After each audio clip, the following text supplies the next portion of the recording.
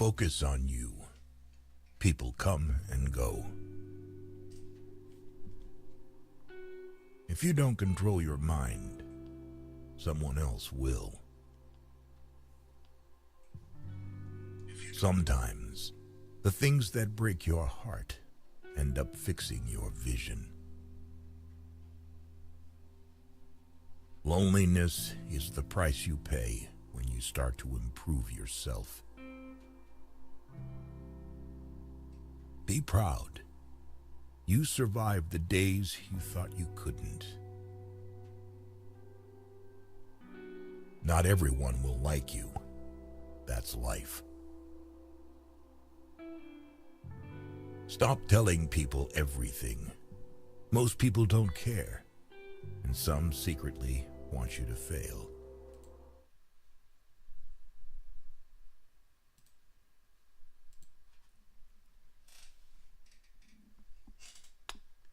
Hey, you guys know YouTube? It's your boy Ruchi, back at it, man. And as you guys heard from that, before I continue, let me clarify my name.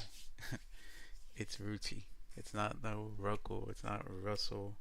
It's not, I don't know what other people coming up with, but it's not any of that. Okay, just wanted to clarify that it's Ruchi.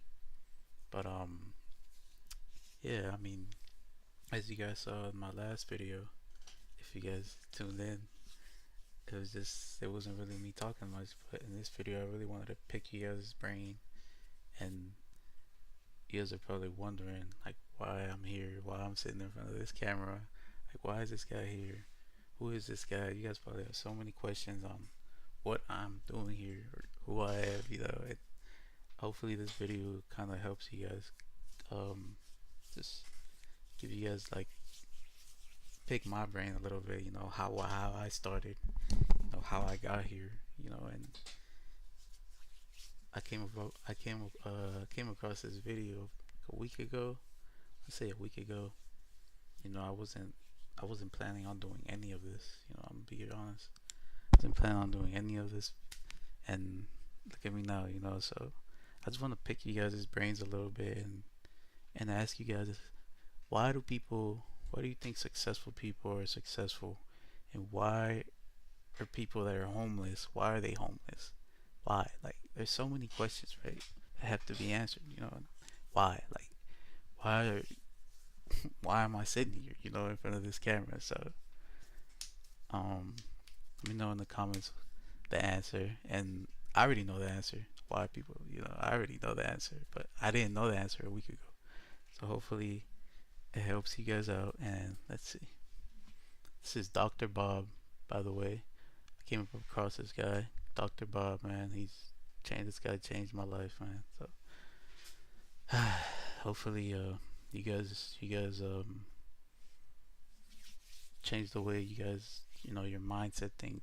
Like, there's so many ways that you can fix the results you're getting. Why you're getting those. Why are you getting those results? Like, why? There's so many answers, right? Like, there's so many questions to life. So hopefully this helps you guys. I'm gonna react to it with you guys, and let's get to it. You attended seminars, and you said your reason there was to learn more about yourself. Yeah. My experience has been people attend seminars, especially self-development seminars, to look for the answer. They want to know, what is it out there I can learn so that I can be more successful? That wasn't your motivation? No, oddly enough. And I think probably you're right. I think that's what most people are looking for. I think they're looking for an answer outside of themselves, and they're never going to find it. I think by this time I realized it was something in me. I met a man here in Toronto. He was one that originally got me involved in studying this, Ray Stanford. And he told me if I didn't like the results I was getting in my life, that I was going to have to change me because they were my results. And he said, if you're going to change you, you're going to have to find out something about yourself. And that seemed to make sense. Chat, do you guys know something about yourselves? What do you know about yourself? Let me know in the comments. What do you know? What do you guys know about yourself? Like, what are you good at? Like, what do you love to do? Like, what? Let me know. Let me know in the chat. I don't think it was an earth-shattering idea. It wouldn't give anybody a brain hernia, but it made a hell of a lot of sense to me. So I started to study myself. I found most people don't know who they are. They really don't. What do you mean? I mean, I know my name, I know my age, I know where I live. Yeah, that's not what you, else though. is there? You know, that's what just size, it. If you clothes ask I the have? average person who they are, they'll give you their name. They'll say, I'm Bob Proctor, but I'm not. Bob and Proctor are two words. My parents give them to me. They're called names, but it's not me. It's my name. Then somebody will say, well, this is me, but this isn't me either. It's my body. You know, starting a business is hard, or so you thought. That's why you need Busy. It's an absolute game changer in getting your business. Like, you never phone down here to the studio and say, body won't be in today, it's sick. Okay. You know, we don't say am hand or am leg. It's my hand, my leg, my body, my name. Who am I? Well, that's an interesting question. And I believe if a person will start to study that and look for the answer, they'll find it.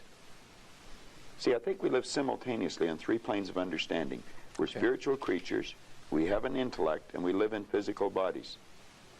Okay. But because we lack awareness or understanding of who we are, we're totally locked into a physical world, and we let things outside of us control us.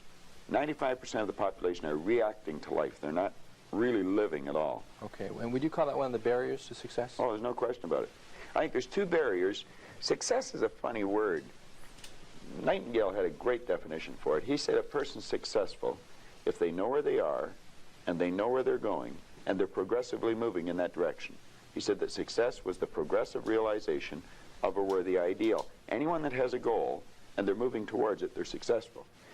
Most people think that you're successful. Man, it could be the littlest, the biggest, the tiniest. Like, as long as you set a goal and you take a little step, small steps, it doesn't matter what step you take. Slow motion is better than no motion, is what I heard. So, man, like, this video, man, it really changed the way I thought. You know, I didn't think I could be here in front of this camera talking to you guys. You know, like, never thought I could be doing this for you guys. But sorry about that. I had to change the I had to move the camera so you guys could see this man's beautiful face. Okay, let me keep it going. Successful if you have a lot of money. Quite often you have a lot of money if you're successful, but it isn't. I wouldn't say Mother Teresa has a lot of money. Okay. You know, but she's a pretty successful lady. So it's Okay. So that barrier to success. well, there's a couple of them. Okay. I think there's two barriers. One is our conditioning, the conditioning that takes place in our subconscious mind from the time we're infants.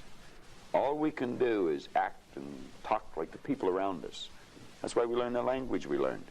If there was 10 languages spoken in our home, we'd learn 10 languages without any trouble. There's usually one, and that's the only one we ever learn. And we grow older and we think, well, I couldn't learn another language. We could learn 100 if we wanted to. You can do anything. But I think we're conditioned. We have a real strong conditioning, usually with not some very good ideas. And then that's the barrier that's inside us. The one that's outside of us is our environment. We have a tendency to act like everybody around us. Man, social media, Instagram, Snapchat, I feel like that really, man, messed up our community, like the way we live, man. The way we live, that's what I'm trying to say. That really messed up we try to be like someone else, like, you know, I felt that way too. Like, I tried to be someone I wasn't, you know, because back then, you know, I thought that's what I had to do. I thought I had to fit in. But you don't have to fit in. You do not have to fit in, is what this man is saying. You don't have to fit in, man. And if you think about this, it does make a lot of sense. Because if you study statistics, 95% of the people live their entire life and never live the way they want to live. You know that 95% of the population in this country, let's say in North America, Okay. the richest continent in the history of the world, they'll work productively, let's say for 40 of their 65 years, Okay. and they'll end up with hardly any money. Well, there's got to be something wrong. So there's not Well, much. 5% of the people end up financially comfortable or independent. Are you trying to depress us, Bob? Because that's. No, actually, I think it's quite an exciting idea, because you see, the idea behind it is that anybody can win, anyone at all. But if we start studying these statistics, I think we'll arrive at the conclusion, geez, I better start thinking for myself rather than follow everybody. Most people, they get a job, they look around, they see how everybody else is doing their work, and they start doing it the same way. they should stop and think, I wonder if any of these people know what they're doing. You know? Is there a better way to do it? But don't we have a need to fit in? I mean, we don't want to stand out. We don't want to get fired. We don't want to make waves. Exactly. Exactly. Just fall into line, you know, take a number, be like everybody around. You know, that'd be great in the animal kingdom, but human beings aren't supposed to live that way. I think we should make a few waves. We should maybe stand out, be different. Not for the sake of being different, Okay. but because we are different. We all think different thoughts. And I believe we should start to think and build images in our mind of what we'd like to do and then set out and do it. Okay. Emerson did that, Edison did that, Marconi did that, Samuel Morse did that, Buckminster Fuller did that. We could go on and on and on. Okay. They were different. They stood out. They made a few waves. Okay. You started with you saying you started with a search for yourself to try to find out more about yourself, and you were somewhat successful along the way. Well, I didn't start it like that in the beginning. You're chasing them. That's why they're not listening to you. And you keep trying to sell them, and that's why they're not buying them. I started out I wanted to earn a lot of money. I figured if I had enough money, I was going to cure all my problems. I found that that wasn't true. I earned a fair amount of problems or money, and I seemed to have more problems. But after working at this for a few years, I decided that the real answer is get to know yourself a little better. Okay. And I don't think you have to go off in the Himalayas and become a guru to. Okay. To do that. What did you do to learn about yourself? You said you went around as many seminars. Yo, chat. What do you guys? Let me know something you guys are good at in the comments, because some of you people don't even know what you guys are good at. Like, let me know what you guys are good at in the comments. Just one thing. I attended seminars. I went and listened to different speakers who taught something about the mind. I think the answer's in our mind if we'll start studying and trying to understand our mind. Okay. Let me get back to you if I can. What did you learn about Bob Proctor during that study? Well, I learned that the biggest part of me you'll never see. It's non-physical. It's all in here. And what you see here in the physical body is nothing but the physical manifestation of the higher side of my personality. And of course that's true with you, and Nancy's on the camera. It's true of everyone. And what we have to study, I think, is how does this non-physical part of my mind work? What happens when I think? Where do thoughts come from? How was this chair built? Somebody had to think. Thoughts are everywhere, and we pull thoughts into our mind and we build pictures or images in our mind. Okay. What we want to understand is that's a non-physical side of ourself that's doing that. If I can build an image of something in my mind, I'm quite capable of building a physical replica of it in my world. So if I build an image of me as a happy, relaxed person, I can live like that. If I build an image of myself as being prosperous, I can become prosperous. So if we think rich, we will be rich. Absolutely. We're already rich, just short of money. Gotta put the work in, man. Put the work Okay, in. those of us that like to acquire more money and or Everybody's happiness or rich. whatever we see success, those of us that want to reach the goals that we've set for ourselves, we do it first by... Well, the first thing you do is sit down and decide what you want. If it's money you want, how much money? Lots of money. Well, nobody knows how much lots is. Okay. So you've got to be specific. Okay. You write down on a card exactly what you want. And you carry that card around and read it often. Now, this is what I learned in this book, Think and Grow Rich, and it's what I teach in the seminars. I'll teach people how to set goals. But you decide exactly what you want, and then you start to think. Now, you're going to have thoughts come to your mind of why you can't get it. Mm-hmm. You have the ability in your conscious mind to reject that idea, kick it out of your mind. Don't even think about it. Thinking of why you can't do something is never going to do you any good. Nope. And keep thinking until you start to think of thoughts of how you can do it. And the way will Not be why shown to you you. It can't comes do in it. the form of images in our mind. Think of how. See, this is why I can't be around negative people. Like, as soon as they start thinking negative, it starts making me think negative. Like, surround yourself with good people, man. I'm telling you. Thinking negative is just gonna make you think negative. So it spreads, it spreads negatively. How you can, and not why you can't. Okay. So our first step is to set That's the some first goals step. and think about how we can go about reaching those goals. Exactly. And just think of how you can. Now, I would say before you get into that, you should get a good book and start to study it. Select a person who is already doing something that you'd like to do. Get to know that person. Go to the experts for advice. Don't ask the person next door, your mother, father, brother, or the guy that works beside you, because they don't necessarily know. There's no point in asking a person how to earn a lot of money if they're only earning $10,000 a year. They don't know. If they knew, they'd probably be earning a lot. It's like, don't go to a sick doctor if you want to get healthy. Okay. So you find someone that you can go to for advice. Get a real good book and lock into that book and start to study it. Like, I've had this one that looks like a Bible, you know. But this is Napoleon Hill's book, Think and Grow Rich. I've been reading this thing now for 23 years. I'll probably read it for another 23 years. I get another good book that I brought over here today. It's called The Power of Your Subconscious Mind. Now, I'm not getting a commission for selling this. The author's dead now. He's been gone for a couple of years. But Dr. Joseph Murphy wrote this book, The Power of Your Subconscious Mind. And that's probably one of the best books that you're ever going to find, because you're going to learn something about your mind when you read this book. Okay. Now, I read a lot of books. I've got probably 1,000 books sitting in my den at home in my library. But the one that I carry it everywhere I go, and I read it all the time, is Think and Grow Rich. I never stop reading it. Now, where's the value for you to reread that and read it again? I mean, you must know it well enough that... I think I could probably recite it verbatim. But the secret is, I once read in a book where it said, when you read a good book through the second time, you don't see something in it that you didn't see before. You see something in yourself that wasn't there before. You see, when I read this, I create a greater awareness. Let me just read you one line out of here, 2 lines. Okay.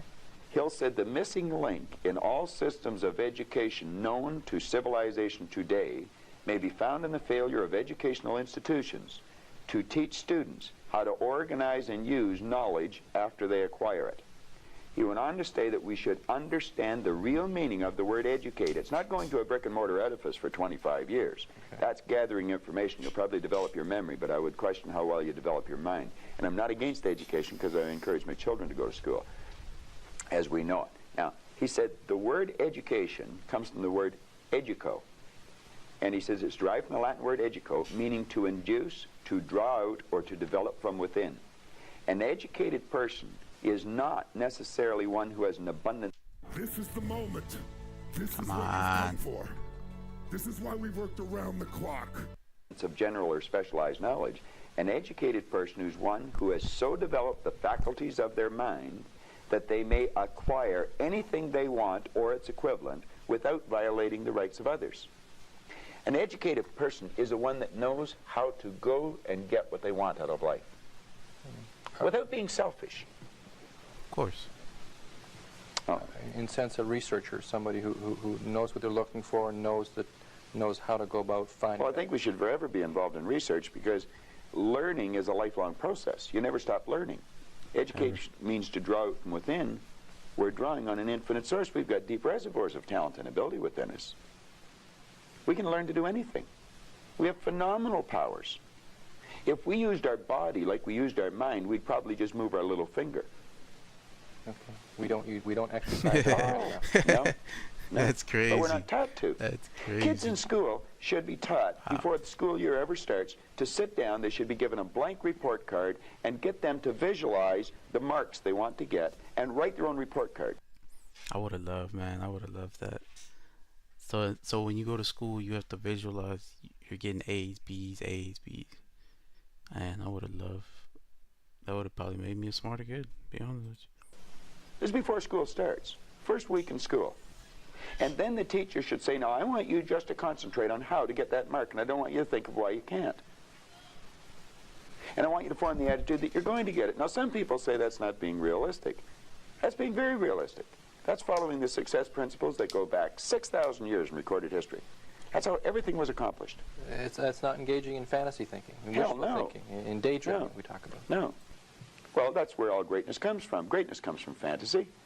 I would imagine that when Edison first saw the light bulb, he was fantasizing. But he kept fantasizing, and he built it into a theory, and then he built it into an image, and then he built it into a fact. Ah. I mean, when I was a kid, it was a fantasy to think of going to the moon. We've been up there with cars, playing golf. Okay, you mentioned in terms of success principles, attitude, this business of attitude. Attitude. It takes in the way you think, the way you feel, and the way you act. I'd have a difficult time really explaining attitude right just in a conversation. I use a board in the seminar, and well, I did an attitude seminar last night. We spent 3 hours dealing with that one subject, you know, so to do it here in 3 minutes, I can do it. I haven't learned how yet. Okay. Let's put it that way. I recognize it's difficult because we You have talk. to have a winning attitude, though, Tom. Okay. In human relations, we talk about the toughest thing with managing people. The toughest thing to deal with is their attitude. That's right. That's almost impossible. And that's the one to thing where change another management person. falls down. We can't change people's attitudes. Well, nobody can change another person's attitude. The only attitude we can change is our own. But you see, if management They gotta has the change their own idea attitude. it's their attitude and we can't do anything about it, then they're not You going can to do only tell anything them about how it. to change it. But if management arrive at the conclusion, yes, it is attitude, and let's teach the people something about attitude. Let's teach them something about themselves. Let's make them realize that they're worth something, that they're valuable, that the greatest resource we've got. Companies spend about 65% of every dollar that comes in goes back out on employees and wages and benefits, and yet management knows less about employees than anything else. They know more about the gadgets and the widgets than they do about the people. Okay, so your suggestion is we develop a winning attitude. Absolutely. Can you define that for me, first of all? What is a winning attitude? Well, if we can understand, let me digress for a second. The whole universe operates by laws, and there's a law of opposites. It's called the law of polarity. Everything has its opposite. There's a right and a left side. There's a front and a back, an up and a down, a hot and a cold, positive and negative, yin the yang. You know, well, you can think negative or you can think positive, but you can't think both at the same time. You're only going to think one way at one time. And we have to train our mind to think or look for the positive or the good in things. There's good in everything. There's no such thing as no good. Car broke down on the way over to the station. There's something good about it.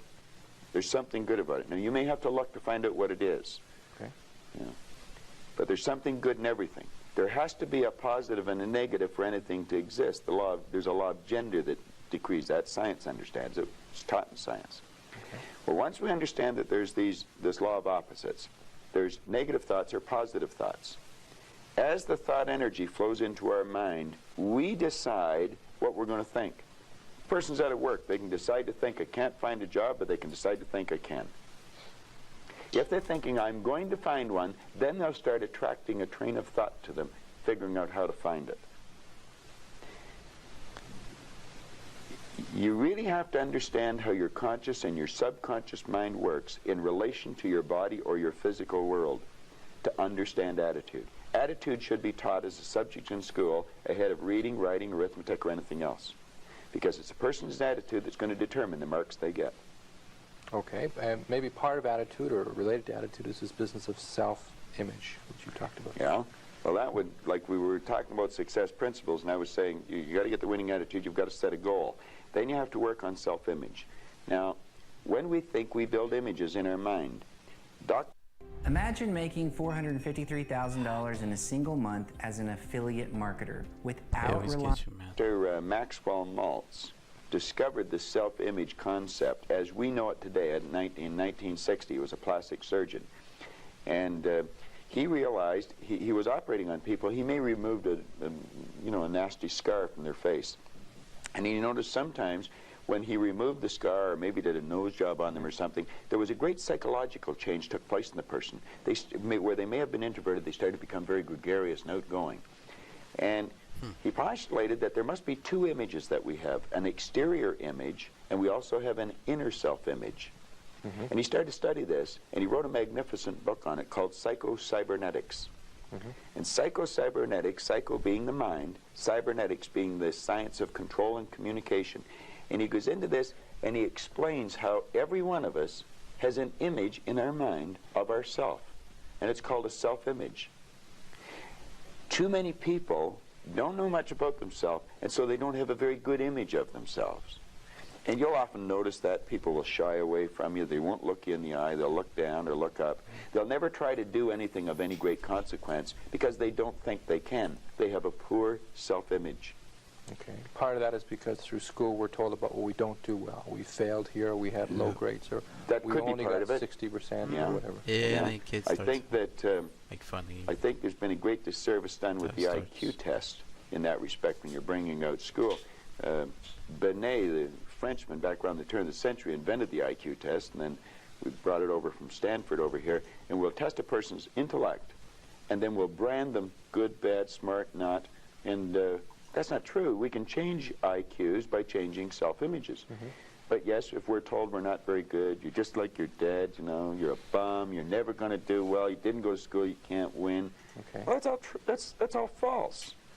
We can do anything, and we should be encouraging a child. Give them a pat on the back rather than a kick. Okay, what can we do? Members of our viewing audience right now, most of us walk around with some degree of a self-image. Is that fair to say? We all have a self-image. Okay, would you say most of us have a negative self-image to some degree? Well, let's say we can all improve our self-image. Okay. I don't care how good your image is, you can improve it. Okay, how can we improve it? Something specific. How can we go about making our self-image more positive? Well, again, you know, you're getting into a whole day seminar. If I could give you just a simple tip on it, if a person would sit down and let their body relax, totally relax, Okay. and then start to visualize in their mind, see themselves the way they want to see themselves. Which may take a good deal of thought, since Yeah, we're not well, sure you at relax. first. Yeah. I mean, in terms of how we want to see ourselves. Maybe we don't know how we want to. Relate it to something specific. Somebody we admire, maybe, or Possibly. somewhere we like. It's really the reason why I'm here is because for all these years I've always had dreams of, you know, being in front of the camera like this, you know, being uncomfortable, feeling comfortable, like, you know, every action has a reaction, and I didn't think I could do this. You know, I didn't think I could sit here in front of you guys and talk to you guys. But now look at me, man. Now look at me. Like, hopefully this video does the same for you, man. Hopefully. Like to see yourself down the road? Okay. Yeah. See how you'd like to live your life. See yourself living it that way. Okay. Now, understand that that's a picture in your mind. When you pick up a book, the book is nothing but a picture that an author has painted in words. Van Gogh, the great artist, was asked one time how he did such beautiful work. He said, I dream my painting, and then I paint my dream. They get the picture in the mind, and then paint it on the wall, or on the canvas. Well, if we would relax and build the image in our mind of how we'd like to see ourselves, how we'd like to see ourselves acting in life, relating to other people, our social life, see ourselves in the position we hold, or how we make our sales presentations if we happen to be in selling or something, and then take that picture and describe it, write it out in the present tense. I am so happy now that I see myself, and write it out. Now, a lot of people will laugh at this and say, that doesn't make any sense. It makes a lot of sense. They can't tell you why it doesn't. I could spend hours telling you why it does, and I could explain it in such detail that everyone would understand it. But write out a description of how you'd like to see yourself. Start to read it, and read it, and read it, and read it every day. Carry it around and keep reading it. The one point that all the great teachers, all down through history, have all agreed on, they've been in complete unanimous agreement on it, we become what we think about. Now, it may be fantasy at first, it might even appear to us as being a lie. But if you read it often enough, you'll start to believe it. And when William James said, believe and your belief will create the fact, you will see the person's personality change. I watch people in the seminars, personality change right in front of my eyes. And all they're doing is starting to see themselves different. They're starting to think different thoughts. Sir. So our thoughts control our actions? Oh, there's no question about it. No, our thoughts control our feelings. Okay. Our feelings control our actions. All right. And we control our thoughts? Absolutely. Or we can control our thoughts? Control our thoughts, yes. Generally, though, one of our difficulties, one of our problems maybe, is that we tend to react to what other people will tell us, and we consequently get the negative thoughts, and then that affects our feelings, and then that affects our behavior. That's right. That's exactly the way it is. We read the newspaper. Doom and gloom's coming. We just accept it. Doom and gloom doesn't have to be coming. Do you know there's always been a depression for some people? I grew up with the idea that everybody went broke in the 30s. They didn't. Some made millions. I thought everybody went out of business. They didn't. Some people went into business. There's always a depression for some people, and there's always good times for others. Let's ask ourselves when we read something in the paper, do I want to get emotionally involved in that idea? If it's a negative idea, I don't want to get emotionally involved with it. I don't read the paper that often. I do, but I don't dwell on it. You don't get emotionally involved in it when you see other When an idea comes into your mind, whether somebody else tells you or whether you read it in the paper, we should reason with it. Ask ourselves, will that idea help me get to where I want to go? If it won't, reject the idea. Okay. All right, Bob, I appreciate it. Our half hour's gone by already. Went fast. Very quickly. Those that are interested in learning more about your philosophy. Mr. Bob, man. Mr. Bob, man. Thank you so much, too, man. That's really why, I mean, hopefully you guys in the chat can tell me before and after how you guys feel. Tell me what you guys think about the video. And I'm going to see you guys on the next one. Make sure you guys like. I said, like, that's a big deal. For life. Like, comment, sub.